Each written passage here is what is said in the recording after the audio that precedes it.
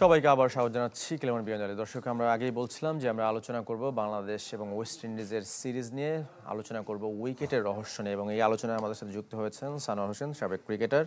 আপনাকে স্বাগত জানাচ্ছি আমাদের অনুষ্ঠানে, এবং আমি আপনাদের সাথে আছি, আমি শাফায়েত মিদুল। চাইলে আপনারাও এই অনুষ্ঠানে যুক্ত হতে পারেন। স্ক্রিনে দেখানো নম্বরে আপনাদের মতামত প্রশ্ন থাকলে আমাদের সাথে শেয়ার করতে পারেন। সানোয়ার হোসেন, যেমনটা বলছিলাম যে আসলে উইকেটের রহস্য নিয়ে আমরা সবাই আসলে মানে সমর্থক থেকে বলি, যদি ক্রিকেটার আরও একটু অবাক হয়েছে না যায় না, বা আপনি নিজেও একটু অবাক হয়েছেন কিনা যে এই রকম উইকেটের রং দেখে আসলে কালো মাটিতে এরকম খেলা কি বাংলাদেশ প্রথমবার খেললো কিনা? না, আমরা আসলে সবাই সারপ্রাইজড হয়েছি কালারটা দেখে। উইকেট দেখে কিন্তু কিছু সারপ্রাইজ হয় না। মিরপুর উইকেট তো আমরা এটাতে স্বাভাবিকভাবে ক্যারেক্টার কিন্তু আমরা সবসময় জানি, লো স্কোরিং ম্যাচ হয়, টার্নিং হয়, লো হয়, এটা কিন্তু সবাই ইউজ টু মিরপুরের উইকেটের সাথে। সবাই একটু সারপ্রাইজ হচ্ছে কালারটা দেখে, এত কালো, কালোটা একটু বেশি কালো, হ্যাঁ বেশি কালো, যেটার জন্য এটা মনে হয়, আমার মনে হয় যে আমরা জানি যে আমাদের কিউরেটার চেঞ্জ হয়েছে। আগে গামিনী যেই ওয়েতে উইকেটটা তৈরি করতো, মাটি চেঞ্জ হয় না, কিন্তু মাটি কিন্তু সেম, হয়তো ওর সময় পেয়েছে কিছুদিন কাজ করার জন্য। যেটা হলো গামিনী হয়তো এই উইকেটটাকেই উপরে এক ঘাস, যেটা লাইভ ঘাস থাকতো না, মরা ঘাসটাকে ড্রাই করে ওইটার উপর দিয়ে রোল করতো, যেই কারণে এই কালোটা আমরা খুব দেখতে পারতাম না, একটু ব্রাউনিশ কালার থাকতো। কিন্তু এ নতুন কিউরেটার যেটা করেছে ওই ঘাসটা দেয় নাই, যেটা উইকেটটার সেম ক্যারেক্টারটা সেমই ছিল, আর খালি ওই মানে ওই ঘাসটা না দেওয়াতে কালারটা ভিজিবল হয়েছে বেশি, যে ফুললি ব্ল্যাক। এইটা সবার কাছে একটু সারপ্রাইজিং মনে হয়েছে আমার কাছে। মানে এই যে ঘাস মিশিয়ে যেটা করতো, বা এখন ঘাস মিশায়নি, এতেই কোনো পিচের কোনো ক্যারেক্টার কোনো চেঞ্জ হয় না? আমার মনে হয় না। আমরা কিন্তু চরিত্রের দিক দিয়ে কিন্তু উইকেটের ক্যারেক্টার দিক দিয়ে খুব বেশি ডিফারেন্স কিন্তু আমরা দেখতে পারি নাই। যেটা একটু নতুন বলটা, একটু বল ব্যাটে আসে, বল যত পুরনো হতে থাকে, বল কিন্তু সময়ের সাথে সাথে বল ডিফিকাল্ট হয়ে যায়, ব্যাটসম্যানের সাথে টার্ন হয়, লো হয়, যেটা হয়তো ব্যাটসম্যানের জন্য সবসময় ডিফিকাল্ট। এই সিরিজে দেখেছি আমাদের ব্যাটসম্যানরা শুরুতে উইকেট পড়ার পরেও মাঝখানে আমাদের উইকেটটা একটা ভালো প্লাস পয়েন্ট ছিল। তৌহিদুদ এবং শান্ত একটা গুড পার্টনারশিপ করেছিল। অঙ্কন ফার্স্ট ম্যাচ ওই হিসাবে খুব ভালো একটা পার্টনারশিপ দিয়েছে।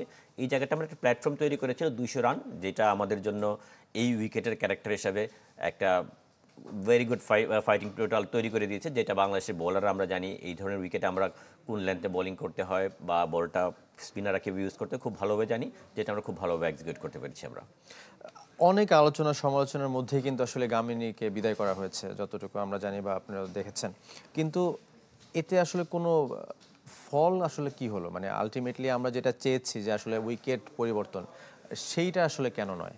দেখেন, আমরা হয়তো লাস্ট বাংলাদেশি ক্রিকেটটাই যদি দেখি ওভারঅল লাস্ট 1 বছরের জন্য, আমরা কোনো দিক দিয়ে বাংলাদেশ ক্রিকেটটাকে সেটেল, কোনো দিক দিয়ে মানে cricket board, cricket curator, selector, operation, cricket operation, even BCB সভাপতি, কোনো দিক দিয়ে কিন্তু আমরা সেটেল না। সেম ওয়েতে আমরা ক্রিকেট টিমটারে কীভাবে সেটেল না, আমাদের কিন্তু বেশ কিছু সিনিয়র প্লেয়ারও ধরেন মাহমুদুল্লাহ, মুশফিক, ওরা চলে গিয়েছে, কোনো জায়গায় সেটেল না। আমরা যদি বাংলাদেশ টিমটা লাস্ট 1 বছরের যদি দেখি, আমরা 9টা ওয়ানডে ম্যাচ খেলেছি, 9টা ওয়ানডে ম্যাচে 22 জন প্লেয়ার খেলেছে, 6টা ওপেনিং পার্টনারশিপ খেলেছে, একমাত্র 3 জন প্লেয়ার সবগুলি ম্যাচ খেলেছে, যেটা হলো শান্ত, মিরাজ এবং তৌহিদ। এই 3 জন ছাড়া বাকি সবগুলি ব্যাটসম্যানই কিন্তু বাই রোটেশন চেঞ্জ হয়েছে, যেটা একটা টিমের সেটেলমেন্টের জন্য খুবই মাইনাস পয়েন্ট। আমার মনে হয় ওয়ার্ল্ড ক্রিকেটে এরকম দেখা যাবে না। সব টিমেরই 1টা 2টা চেঞ্জ হয়, 3টা চেঞ্জ হয়তো চেঞ্জ হতে পারে ওভারঅল, কিন্তু ফিক্সড কিছু প্লেয়ার থাকে যে এরা রেগুলার খেলবেই। এটা না হলে টিম বন্ডিংটা কখনো তৈরি হবে না। একটা প্লেয়ার যদি জানে আমি কালকে খেলবো কিনা নিশ্চিত নাই, পরের ম্যাচে খেলবো কিনা নিশ্চিত নাই। নট অনলি এইটা, আমি আরেকটা জিনিস মিস করে গেছি, যেগুলো ক্যাপ্টেন।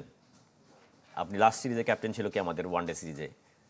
এই ম্যাচে খেলে নাই তো জাকির আলী সেম ওয়েতে একটা সিরিজের যাওয়ার আগে যেই ওয়েতে শান্তকে ক্যাপ্টেন্সি ওয়ানডে ক্রিকেট থেকে চেঞ্জেস করা হয়েছে, এইগুলি সব কিছুর এফেক্ট কিন্তু এইটা।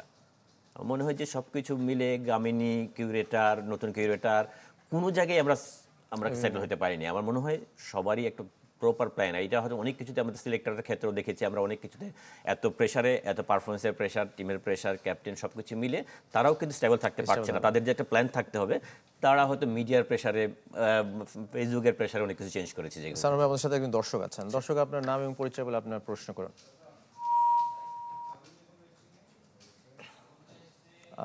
আমরা হয়তো আবার তার সাথে কানেক্ট হব।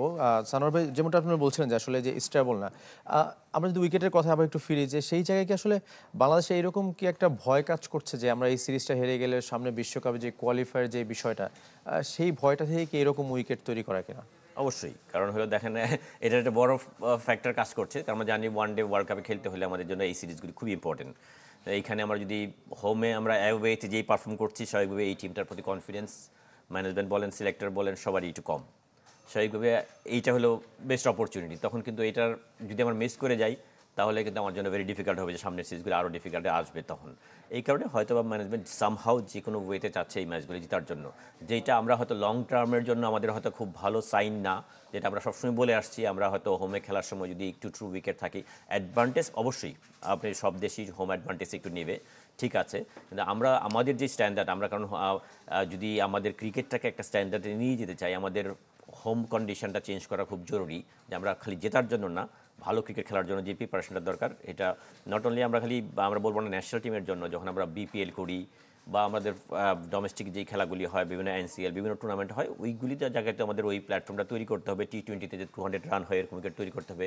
ওয়ান ডে ক্রিকেটটা হয়ে গেছেন 300+। আপনি যখন আইসিসির কোনো ইভেন্টে যাবেন, আপনার মেন্টালি ওয়েবে থাকলে 300+ রান করতে হবে বা চেস করতে হবে, ডিফেন্ড করতে হবে, এরকম একটা মেন্টাল প্ল্যান এখন চলে গেছে। স্বাভাবিক আমরা কিন্তু আমাদের ডোমেস্টিকে যেই ধরনের উইকেটে খেলি, বিপিএল বলেন, ওইখানে আমরা ওই ধরনের উইকেটে খেলি না, যেখানে হাই স্কোরিং রান হবে, ব্যাটসম্যানরা ওই স্ট্রাইক রেটে ব্যাটিং করবে, বোলাররা ওইটা ডিফেন্ড করার জন্য অ্যাবিলিটি তৈরি হবে। কোনো জায়গায় আমরা এরকম তৈরি করিনি। সেম ওয়েতে আমরা হয়তো ওই যে লাস্ট আমরা দেখি এই এশিয়া কাপ খেলার যাওয়ার আগেও কিন্তু আমরা যেই নেদারল্যান্ডের সাথে যে ম্যাচটা খেলেছি, এখানেও কিন্তু আমাদের লো স্কোরিং ম্যাচ ছিল। এইগুলি জায়গায় যদি আমরা ইমপ্রুভ করতে না পারি, এখন আমরা চিন্তা করছি যে কোনো ওয়েতে বসে যেতে হবে, এইগুলি মেন্টালিটি হয়তো বা সময়ের দাবিতে এটা হয়তো ঠিক আছে, কিন্তু লং টার্ম বাস্তবতায় আমাদের জন্য এটা খুব ভালো সাইন না। এবং আপনি স্টেবিলিটির কথা বলছিলেন, আমরা যদি গতকালকে একাদশী দেখি, সেই জায়গায় সৌম্য সরকারকে আবার ফেরানো হয়েছে এবং তানজিদকে আবার বাদ দেওয়া হয়েছে। তো এই যে যে বারবার রোটেশন করে প্লেয়ার নেয়া এবং আনা, এতে দলের আসলে ক্ষতি ছাড়া কি কোনো উপকার আছে মনে হয়? দেখেন, কিছুদিন আগেও কিন্তু একটা সিলেক্টরই বলেছিল যে ওই সৌম্যকে আপাতত আমরা বিবেচনায় নাই। এটা হলো পরিস্থিতির কারণে, আমাদের কিছু প্লেয়ারদের পারফরমেন্স অবশ্যই একটা ফ্যাক্টর, তারপরে মিডিয়ার একটা প্রেশার। লাস্ট সিরিজে জানি সৌম্য ছিল, লাস্ট ওয়ানডেতে যেতে পারে নাই, বিভিন্ন ইস্যু, সব কিছু মিলিয়েই আমার কিছু কিন্তু প্লেয়ারদের সিলেক্টর বলেন, ক্যাপ্টেন বলেন, সবার কিছু ফার্স্ট চয়েস বলেন বা লং টার্ম প্ল্যান বলেন কিছু থাকবে, যেটা হলো যেন আমার মনে তানজিদ তামিমি নয়, বাংলাদেশ ক্রিকেট বোর্ডের বলেন, সবার ক্ষেত্রেই বলেন, ও কিন্তু একটা আমাদের বেস্ট চয়েসের মধ্যে একজন। ওকে কিন্তু আমাদের ওইভাবেই চিন্তা করতে হবে। তৈরি করার যে বিষয়টা সামনে বিশ্বকাপের খারাপ জন্য, সময় ভালো সময় যাচ্ছে, কিন্তু ওর দেখতে হবে ট্যালেন্টটা, অ্যাবিলিটিটা, ওর কিন্তু প্রুভ করেছে অ্যাবিলিটি আছে, ধারাবাহিক পারফর্ম করছেন, এটা ট্রু। তারপর ওর প্রতি বিলিভ রাখতে হবে, কিছু কিছু প্লেয়ারের প্রতি আপনার কিন্তু রাখতে হবে বিলিভ। এটা যে আপনি কন্টিনিউয়াস, সৌম্য চিন্তা করেন এই যে কিছুদিন আগে যে আবার টিমে আসবে, সৌম্য আসছে আবার একটা ম্যাচ খেলেছে, হয়তো নেক্সট ম্যাচে আবার দেখবেন হয়তো একবার চেঞ্জ। এরকম যদি আমরা আনসেটেল থাকি, তাহলে প্লেয়াররাও যেরকম কনফিডেন্স থাকে না, টিমও কিন্তু ওইভাবে কনফিডেন্স থাকে না, যেটার মাইনাস পয়েন্টে কিন্তু আমরা দেখছি। এবং সব সময় কিন্তু একটা ঘুরে ফিরে একটা প্রশ্নই আসে, সেটা হচ্ছে বাংলাদেশের ব্যাটিং লাইন আপ। সেটা কখনোই আসলে ঠিক হচ্ছে না। আমার মনে হয় যে সিনিয়র তামিম বাদ যাওয়ার পর যেভাবে আমাদের ওপেনিং পার্টনারশিপ, যেটা সেই জায়গায় কিন্তু কেউ স্টেবল না। মানে সেই জায়গায় যদি আপনি কাউকে ফিক্সড করতে না পারেন, তাহলে তো আমরা যদি বলি যে বৈশ্বিক আসরে, সেটাও তো ভালো করা সম্ভব না। অবশ্যই, কারণ এটা বর্তমান সময়ে পাওয়ার প্লেটা খুব বেশি ইম্পর্টেন্ট। নতুন বলে খেলাটা বা ওপেনিং পার্টনারশিপ যদি একটা ভালো স্টার্ট দিতে পারে, আপনারা যদি দেখেন, যদি টি20 সিরিজে আমরা কিন্তু লাস্ট যেই সিরিজগুলি জিতেছি, দেখেন আমাদের কিন্তু ওপেনারদের একটা বড় ভূমিকা ছিল। কিন্তু যেদিন সাইফ ভালো করেছে ওই দিন সাইফ আমরা ভালো জিতেছি, করেছে, বা কোনোদিন তানজিদ তামিম ভালো করেছে, কোনো টপরা যে তানজিদ তামিম ভালো করেছে, কোনোদিন হয়তো ওই ইমন ভালো করেছে। ওই দিনই কিন্তু আমাদের ম্যাসিভ চেঞ্জ হয়ে গিয়েছে, পরে মিডল অর্ডার ব্যাটিংটা সহজ হয়ে গিয়েছে। আমার মনে হয় স্বাভাবিক ওপেনারটা খুব ইম্পর্টেন্ট রোল প্লে করতে হয়, নতুন বলে খেলতে হয়, পাওয়ার প্লে ইউজ করতে হয়। এই জায়গাটা আমরা যতদিন পর্যন্ত মানে একটা স্টেবল পার্টনারশিপ, মানে আমরা জানি অন অ্যান্ড অফ তামিম ইমন এরা কিন্তু রেগুলার বেসিসে পারফর্ম করছে না, তারপরেও আমাদের বেস্ট অপশন কিন্তু এদের মাঝখানে সাইফ, তামিম, এদের মধ্যেই বেস্ট অপশন। স্বাভাবিক আমাদের বিলিভ করতে হবে, কার প্রতি আমরা ফার্স্ট মানে বিলিভটা রাখবো, ওইটা রেখে ওদের প্রতি আরেকটু সময় দিতে হবে। কারণ আমাদের কাছে যদি পাইপলাইনে যদি আমরা দেখেন, ইন্ডিয়ার যদি এরকম জাসওয়ালের মতো প্লেয়ার বাইরে আছে, টিমে নেই, এরা কিন্তু চিন্তা করতে পারে, হ্যাঁ এরকম সায়েসের মধ্যে প্লেয়ার, অনেক প্লেয়ার বাইরে আছে, ওরা কিন্তু চিন্তা করতে পারে একটা প্লেয়ার 19-20 পারফর্ম করলে যে ঠিক আছে ওকে দিয়ে আমরা কিন্তু করব। কিন্তু আমাদের তো ওই পাইপলাইন, ওই ব্যাকআপটা নেই। স্বাভাবিকভাবে যারা লিমিটেড প্লেয়ারের মধ্যেই এর মধ্যে চিন্তা করতে হবে। তাই আমাদের মধ্যে যাদের প্রতি বিলিভ বা যাদের কনফিডেন্স আছে, প্রিভিয়াস পারফরমেন্স করেছে, আর একটু সময় দিতে হবে মনে হয়। জাতীয় দলে কিন্তু আরও একটা নাম যোগ হয়েছে, মাহিদুল অঙ্কন। গতকালকে আপনি মাঠে বসে খেলা দেখেছেন, কি মনে হয় তার ভবিষ্যৎটা আসলে কতদূর পর্যন্ত বাংলাদেশের সাথে জড়িয়ে আছে? আপনার কি আমার মনে হয় যে আমরা ডেফিনেটলি ট্যালেন্টেড প্লেয়ার না হলে তো একটা প্রসেসের মাধ্যমে এই জায়গায় এসছে, ন্যাশনাল টিমে এসছে, পারফর্ম করছে, গতকালকে একটা রিসেন্ট পারফর্ম করেছে। তবে এত অল্প সময় আমরা অনেক সময় জাজ করে ফেলি, অনেক বেশি প্লেয়ার নিয়ে মাতামাতি করে ফেলি, যেটা হয়তো প্লেয়াররাও অনেক সময় মনে করেন আমি বোধহয় অনেক স্টার হয়েছে কি। আপনি সাইফের কথাই চিন্তা করেন, সাইফ কিন্তু খুব বেশি পারফর্ম করে নাই, মাত্র একটা সিরিজ মানে মিনস এশিয়া কাপ তার আফগানিস্তানের সিরিজ খেলেছে, ডেফিনেটলি অসাধারণ কিছু ইনিংস খেলেছে, কিন্তু এখনও কিন্তু ওই স্টেজে যায় নাই কন্টিনিউয়াসলি। আপনি এক সুপারস্টার বলবেন, লিটনে কিন্তু একটা বছর 1900 রান করেছিল, তারপরেও কিন্তু লিটন এখনও অনেক সময় দেখি আমরা স্ট্রাগল করে। ইন্টারন্যাশনাল ক্রিকেটটা এত সহজ না, বা আবার যদি আপনি কি স্টেবলভাবে পারফর্ম করতে হয়, নিজেকে সময়ের সাথে সাথে পারফর্ম করতে হবে, আপগ্রেড করতে হবে নিজের সাথে সাথে। একটা সময় মুস্তাফিজ এসে আনপ্লেয়েবল ছিল, সময়ের সাথে সাথে কিন্তু ইন্টারন্যাশনাল ক্রিকেটে যেটা হয়, অপোনেন্টের যে কম্পিউটার অ্যানালাইসিসটা থাকে ওটা আপনি রিড করবে, আপনার weak point strong point analysis করবে, ওইখান থেকে বের করে আপনি যখন 2 বছর 3 বছর পারফর্ম করেন তখন বোঝা যাবে যে না, আপনি লং টাইম আপনাদের আশা করা যায়। ডেফিনেটলি অঙ্কনরা এসেছে, ভালো প্লেয়ার দেখে এখানে এসছে, এখনই মূল্যায়ন না করে আমরা আরও কিছু পারফরমেন্স করি, সাইফ এরা আরও একটু স্টেবল হোক, অবশ্যই ট্যালেন্ট আছে, আমরা চাই এরা ভালো পারফর্ম করুক, লং টার্ম পারফর্ম করুক। যেই কারণে ধরেন আমরা ধরেন তো এই ইমন, অনেকেই বলি ইমন লেগ সাইডে বেশি খেলে, তৌহিদ হৃদয় এক সাইডে শর্টস কম, বা জাকির আলী, শামীম, জাকির আলী, এগুলি আমরা কিন্তু জাকির আলী কিন্তু এই সিরিজের আগে কিন্তু যখন গিয়েছিল মানে এশিয়া কাপ খেলতে গিয়েছিল তখন এর আগে আর ওয়ান ডে পারফরমেন্সেস এভারেজ ছিল 45, কিন্তু লাস্ট ওয়ান ডে সিরিজে আমরা দেখেছি আফগানিস্তানের সাথে পারফরমেন্সটা একেবারে আপ টু দ্য মার্ক না, বিকজ অফ অপোনেন্ট টিম কিন্তু এখন ওকে ওয়ার্কআউট করে ফেলেছে যে ও কোন ধরনের স্ট্রোক খেলে, কোন জায়গায় বেশি লিমিটেশন, কোন জায়গায়, এইটা কিন্তু ডিফিকাল্ট। এখন এখান থেকে অবশ্যই ওর ক্রিকেটিং অ্যাবিলিটি অবশ্যই আছে, কিছু কিছু জায়গায় লিমিটেশন আছে, এইটাকে এখন ওভারকাম করতে হবে। এইটাই হলো ইন্টারন্যাশনাল ক্রিকেটের আপনার প্রেক্ষাপট, এইটাই আপনাকে স্মার্ট হতে হবে এবং নিজেকে সময়ের সাথে সাথে আপগ্রেড করতে হবে। লিমিটেশন সব প্লেয়ারই, অনেক বড় প্লেয়ারও কিছু লিমিটেশন থাকে, ওইটাকে কীভাবে মিনিমাইজ করে নিজেকে আপগ্রেড করে নেক্সট স্টেপে নিয়ে যাবেন, এটা একটা বড় প্রশ্ন।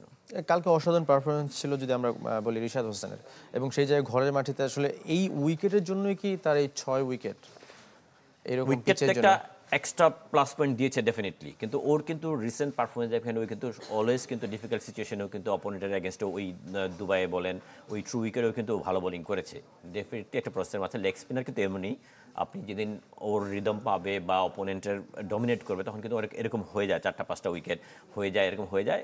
আর এর সাথে আমি আরেকজনকে ক্রেডিট দিব, যেটা হলো সোহান, অসাধারণ কিপিং করেছে। ওর কিছু উইকেটগুলি দেখবেন, কটব্যান যে উইকেটগুলি পেয়েছে দেখেন, অনেকগুলি রিফ্র্যাকশন হয়েছে, এখান থেকেও ক্যাচ নিয়েছে। আমরা জানি one of the best wicket keeper বাংলাদেশের, আমরা কিন্তু এইটা মিস করেছি লাস্ট বিগত বেশ কিছুদিন যাবৎ, কিন্তু সোহানের কিপিংটা মিস করেছি। এটা ম্যানেজমেন্টের আরও আগেই চিন্তা করা উচিত ছিল, জাকির আর সোহান যদি দুজনে একসাথে খেলে ডেফিনেটলি সবসময় সোহানকে প্রায়োরিটি দেওয়া উচিত কিপিংয়ের ক্ষেত্রে। এটা কিন্তু ডিফারেন্সটা তৈরি করে দিয়েছে, কিন্তু ওর কিপিংটা একটা বড় ডিফারেন্স তৈরি করে দিয়েছে। অসাধারণ বোলিং করেছে ডেফিনেটলি। রিশাদ সময়ের সাথে সাথে নিজেকে আরও উপর দিকে নিয়ে যাচ্ছে, এটাই প্রসেস। আমি আশা করি যে লং টাইম বাংলাদেশকে সব ফরম্যাটে সার্ভিস দেওয়ার অ্যাবিলিটি আছে রিশাদের মধ্যে। কিন্তু আমরা যদি সোহানের কথা বলেন, সোহানের যে ব্যাটিংয়ের যদি আমরা দেখি সেই জায়গায় একটু হলে একটু ঘাটতি আছে কিনা সোহানের? অবশ্যই সেম কিছু লিমিটেশন বললাম না যে আমাদের কিছু লিমিটেশন আছে, সোহানও কিন্তু কিছু কিছু জায়গায় লিমিটেশন আছে।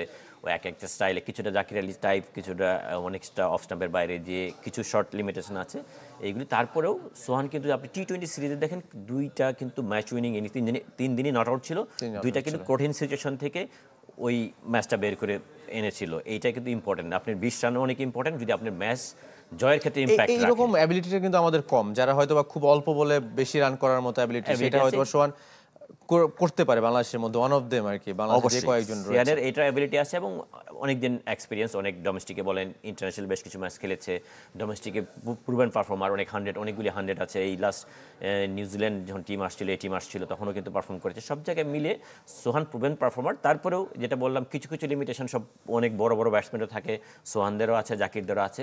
এইগুলি ওভারকাম করে ইন্টারন্যাশনালের সাথে অ্যাডজাস্ট করে কিছু কিছু যদি নিজেকে আপগ্রেড করা যায়, ফাইন টিউনিং করা যায়, ডেফিনেটলি হয়তো বা ইউজফুল হবে। সানোয়ার ভাই, আমরা আরও আলোচনা করবো, আমাদের একটা বিরতি থেকে ফিরতে হবে। দর্শক আমাদের সঙ্গেই থাকবেন, ফিরছি ক্লেমন্ট বিয়ন্ড দ্য গ্যালারিতে একটু পরে, বিরতির পর। 19-20 যাতে হয়, 15-20 হইলে এই প্লেয়ারটা এসে এখানে ট্রাই করতে না। বিজয়ের কথা বলেন, বিজয় কিন্তু ডোমেস্টিকে অসাধারণ পারফর্মার, ইন্টারন্যাশনাল ওই পারফরমেন্সের রিফ্লেকশনটা আমরা দেখতে পারি না। এটা সবার আগে আমার চিন্তা করতে হবে যে ডোমেস্টিকের কম্পিটিশনটা স্ট্যান্ডার্ডটা আরও হাই করতে হবে, উইকেট থেকে শুরু করে কন্ডিশন, মানে এই সব কিছুর ক্ষেত্রে আপনার স্ট্যান্ডার্ডটা হাই করতে হবে। উইকেট কম্পিটিশান সব কিছুর জায়গায় যদি হাই করতে পারেন, ওইখানে যদি ভালো পারফর্ম করে আসে, ওইখানে যদি কেউ হয়তো 100 করলে এখানে হয়তো 70 করতে পারবে, তখন স্ট্যান্ডার্ডটা ওই জায়গায় যাবে। আমরা যদি ওইখানে দেখা যায় 200 করতেছে, 100 করতেছে, এখানে রিফ্লেকশনটা কিছুই পাই না, বিকজ অফ এই স্ট্যান্ডার্ডটা থেকে এই স্ট্যান্ডার্ড ডিফারেন্সটা অনেক বেশি। আর আমাদের খালি কন্ডিশন প্লাস হলে আমাদের প্লেয়ারদেরও কিছু দায়িত্ব আছে। এটা হয়তো আমরা মুশফিকরা যদি দেখি, আমরা দেখি যে এই এত বছর ক্রিকেট খেলছে মাহমুদুল্লাহ, দেখি ওদের যে ডেডিকেশন, হার্ড ওয়ার্ক, কিছু টিমের বাইরে ব্যক্তিগত কিছু ডিটারমিনেশন থাকে যেটা আমি কোন জায়গায় নিজেকে নিয়ে যেতে চাই, এক্সট্রা প্র্যাকটিস, জিম, সব কিছু ফ্যাসিলিটি ইউজ করে কোন জায়গায় আমি নিজেকে যেতে চাই, এগুলি প্লেয়ারদের কিছু দায়িত্ব থাকতে হবে। এখন অনেক হয়তো বলছি আমরা নাসির ভালো পারফর্ম করছে, সাব্বিরে কেন নিচ্ছি না। আপনি নাসির ডেফিনেটলি প্রুভেন পারফর্মার, একটা সময় বাংলাদেশের one of the finest player ছিল, নিজেকে আস্তে আস্তে পিছিয়ে গিয়েছে। এখন নাসিরের কিন্তু যদি আমরা জানি হ্যাঁ ভালো খেলছে, কিন্তু যেই স্ট্যান্ডার্ডে ক্রিকেট খেলছে, যেই এখানে খেলছে, ওপেনিংও করছে দেখা যাচ্ছে, আমরা আশা করি মানে নাসির ভালো পারফর্ম করছে, সব কিছু করছে, কিন্তু ওর ফিটনেস লেভেলটা একটু খেয়াল করে দেখবেন, বা ওর পারফরমেন্সটাকে ইন্টারন্যাশনালি ক্যারি করতে পারবে কিনা, এই সব জায়গায় কিন্তু ডাউট আছে আমাদের। এই জায়গায় যদি ওই স্ট্যান্ডার্ডে যদি এখানে পারফর্ম করতো তাহলে কিন্তু নাসিরের আসা কিন্তু সহজ হতো, বা সাবিরের আসা সহজ হতো। এই জায়গাগুলি ওই ডিফারেন্সটা যত কমাইতে পারি, আর প্লেয়ারদের দায়িত্বও নিতে হবে যে নাসিরের কিন্তু ট্যালেন্টের অভাব নাই।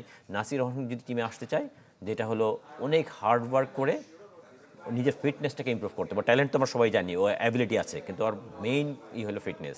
এই জায়গাগুলি প্লেয়ারদের রিয়েলাইজ করতে হবে। আমি আশরাফুল যখন আবার এই ব্যান্ড থেকে আবার কামব্যাক করলো, তখন আশরাফুল যা আসছিল, তখন আশরাফুল বলছে আসলে তোমার ট্যালেন্ট নিয়ে কিন্তু কারোর সম্বন্ধ নেই, এমন একটা ফিটনেস তৈরি করো যেটা মানুষ দেখলে বুঝতে পারবে আশরাফুল নিজেকে তৈরি করছে ওইভাবে।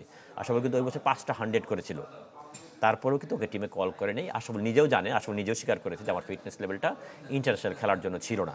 এই জন্য আমাদের প্লেয়াররাও রিয়েলাইজ করতে হবে যে আমাদের ওই স্ট্যান্ডার্ডের জন্য আমাদের কোন জায়গায় কীভাবে নিজেকে প্রিপেয়ার করতে হবে, এই জায়গাগুলি প্লেয়ারদের চিন্তা করা উচিত। আমাদের ক্রিকেটাররা কি আসলে নিজেদের সাথে নিজেরা যুদ্ধ করে, কাইন্ড অফ যে আমার দলে কে আছে আমি তাকে ফলো করি, এরকম কি করে, নাকি ওয়ার্ল্ড ওয়াইড দেখে যে আসলে না আমি বিরাট কোহলির যে লেভেল আমি ওই লেভেল হতে চাই? এইটা অবশ্যই তার চিন্তাধারা ওইরকম থাকতে হবে। যে আপনি যদি চিন্তাই করেন যে আমি কোনো মতে ন্যাশনাল টিমে চান্স পেতে চাই, তাহলে হয়তো বা লাইফে হয়তো কোনো একসময় যাবেন আপনি স্টেবল হতে পারবেন না। আপনি চিন্তা করেন না আমি বাংলাদেশ টিমের বেস্ট প্লেয়ার হব, ওয়ার্ল্ডের ডমিনেট করব, তখন কিন্তু আপনার চিন্তাধারার ডিফারেন্স থাকবে। আপনার work ethics, mentally, physically, discipline, life সব কিছুতে আপনার ইম্প্যাক্ট থাকতে হবে। বিরাট কোহলিরা এমনি বিরাট কোহলি হয় না, ওর পার্সোনাল লাইফ দেখলে ওর ডিসিপ্লিন, খাওয়া দাওয়া, জিম সব কিছু যদি কেউ ফলো করে যে কীভাবে ও বিরাট কোহলি হয়েছে, এটা কিন্তু ওভারনাইট হয় নাই। ওর বিরাট কোহলি শুরুর দিকে যদি দেখি, বিরাট কোহলি ফিটনেস লেভেলও কিন্তু ওরকম ছিল না। বিরাট কোহলি নিজেকে যখন চিন্তা করেছে যে আমি যদি ওয়ার্ল্ডের ওইরকম ডমিনেট করতে হয়, ওয়ার্ল্ড টপ হইতে হয়, আমাকে সবার আগে ফিটনেস চিন্তা করতে হবে। সব লাইফ ডিসিপ্লিন, লাইফ, ঘুম, খাওয়া দাওয়া সব কিছু চেঞ্জ আনছে। এই জন্য টপ লেভেলে যদি যত বড় প্লেয়ারই দেখি, আমরা হয়তো ভিতরটা দেখি না, এই মেসির হার্ডওয়ার্ক বা রোনালদোর হার্ডওয়ার্ক আমরা দেখি না, এইটা ভিতরে যদি দেখি সবাই দেখব শর্টকাট কোনো রাস্তা নেই। ইন্টারন্যাশনাল লেভেলে এরকম টপ লেভেলে পারফর্ম করতে শর্টকাট কোনো রাস্তা নেই। ওই হার্ডওয়ার্ক ডিসিপ্লিন লাইফের মধ্যে না থাকলে লং টাইম পারফর্ম করা ভেরি ডিফিকাল্ট। আপনি ঘরোয়া ক্রিকেটের কথা বলছিলেন, আসলে যে মানদণ্ডটা আমরা অলওয়েজ সেট করি আসলে সেটা তো ঘরোয়া ক্রিকেট থেকে আসলে করা উচিত, এছাড়া তো আর আমাদের কোনো উপায় নেই।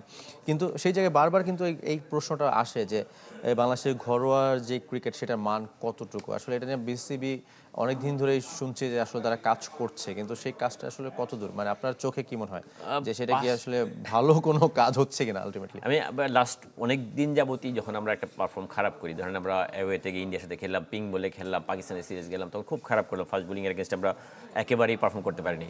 তখনই সবাই হচ্ছে না এখন থেকে ডোমেস্টিক ক্রিকেটের উইকেট চেঞ্জ করতে হবে, ট্রু উইকেট করতে হবে, ফাস্ট বোলিং ফ্রেন্ডলি করতে হবে। তারপরে হয়তো একটা সিরিজ আমরা জিম্বাবুয়ে বা আফগানিস্তান কোনো একটা সিরিজ আবার দেশে এসে খুব ভালো পারফর্ম করে ফেললাম, ম্যাচ জিতে গেলাম, আবার ওটা ভুলে গিয়েছি। এটা অনেক সময় হয়েছে। এটা আমাদের ওই চিন্তা এখনো হয়তো বা এটা হয়তো এই সিরিজ বেরো গেলে কিছুটা একটা কমফোর্ট জোনে চলে আসবে, তখন হয়তো অনেক কিছু আমরা ভুলে যাবো যে না বাংলাদেশ আবার হয়তো কামব্যাক করছে, রাইট ট্র্যাকে চলে আসছি।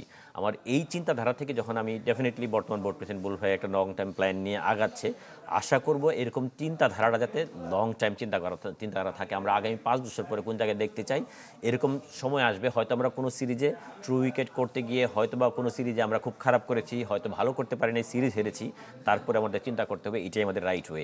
মানে ট্রু উইকেটে খেলে, ভালো জায়গায় খেলে, ভালো পারফর্ম করে, কম্পিটিশন করে যখন ম্যাচ জিতবো, হোমে জিতবো, অ্যাওয়েতে যে ওর রিফ্লেকশন দেখতে পারবো। সব কিছু মিলে আমার দীর্ঘমেয়াদে প্ল্যান করতে হবে। মানে আমার নট অনলি আমাদের 15-এ কারা কীভাবে তৈরি হচ্ছে ওইখানে চিন্তা করতে হবে, 17-এ কারা প্লেয়াররা কীভাবে তৈরি হচ্ছে, ফিজিক্যালি, মেন্টালি, টেকনিক্যালি কোন ধরনের উইকেটে খেলে তৈরি হচ্ছে, ফিটনেস ওয়াইজ কতটুকু রেডি হয়ে আছে। উইকেটের কথা বলছেন, এই যে 15 থেকে আসলে শুরু করা উচিত কিনা যে আসলে কোন উইকেটে খেলবো? অবশ্যই সারা বাংলাদেশের একটা বোর্ডের গাইডলাইন থাকা উচিত। আমার প্রতি ডিস্ট্রিক্টে কী ধরনের উইকেটে খেলা হচ্ছে। বোর্ডের তো আমাদের সব বোর্ডের আন্ডারে তো সবাই সব ডিস্ট্রিক্টগুলি স্বাভাবিক অ্যাফিলিয়েটেড থাকে, ওইখানের সাথে রিলেটেড থাকে। আমার মনে হয় চিন্তা করতে হবে বোর্ডের সব ডিভিশন থেকেই কিন্তু ডাইরেক্টর আসছে বা কাউন্সিলর আসছে, সবাই কিন্তু এখানে রিলেটেড। আমার মনে হয় সবারই কিছু দায়িত্ব থাকে, সবাই যদি বোর্ড থেকে সেন্ট্রালি মনিটর করা হয় ওই ডিস্ট্রিক্টগুলিতে কোন ধরনের উইকেট খেলা হচ্ছে, লিগটা কীভাবে হচ্ছে, লঙ্গার বাসন ক্রিকেট হচ্ছে কি না, বা ওই জায়গাতে আমার কোনো জায়গায় লঙ্গার বাসন ক্রিকেট হয় না, একমাত্র ঢাকা ছাড়া কোনো জায়গায়, কিন্তু ঢাকা মানে বিসিবির আন্ডারে ছাড়া কোনো জায়গায় হয় না। আমার মনে হয় ওই লম্বা চিন্তা করতে হবে যে কীভাবে আমরা প্লেয়ার তৈরি করতে পারি লম্বা সময়ের জন্য। আমাদের টেস্ট ক্রিকেটের জন্য যখন প্লেয়ার তৈরি হবে, অনেক বেশি কোয়ান্টিটি প্লেয়ার তৈরি হবে ডেফিনেটলি, তখন T20 ওয়ানডে সব জায়গায় তৈরি হবে, এবং ওই জায়গাগুলি তৈরি করার জন্য সব ডিস্ট্রিক্টগুলিতে উইকেট একটা বড় জায়গা ফ্যাসিলিটিস কীভাবে তৈরি হচ্ছে, কোচিং কারা করাচ্ছে, এইগুলো আসলে বিসিবির আমি যদি টেকনিক্যালি যদি রং টেকনিক শিখে যদি এই লেভেল টপ লেভেল পর্যন্ত আসি, ডেফিনেটলি ইন্টারন্যাশনাল আমি স্ট্রাগল করব। ভালো করতে পারবেন না। অসংখ্য ধন্যবাদ সানোয়ার ভাই আপনাকে আমাদের সাথে যুক্ত হওয়ার জন্য। আমরাও চাই আসলে শুধু ক্রিকেটারের যে মনস্তাত্ত্বিক যে চিন্তা ভাবনা সেটার সাথে বিসিবি পদক্ষেপ নেবে তাদের পরিবর্তন করার জন্য। দর্শক, শেষ করছি আজকের ক্লেমন বিয়ন্ড দ্য গ্যালারি।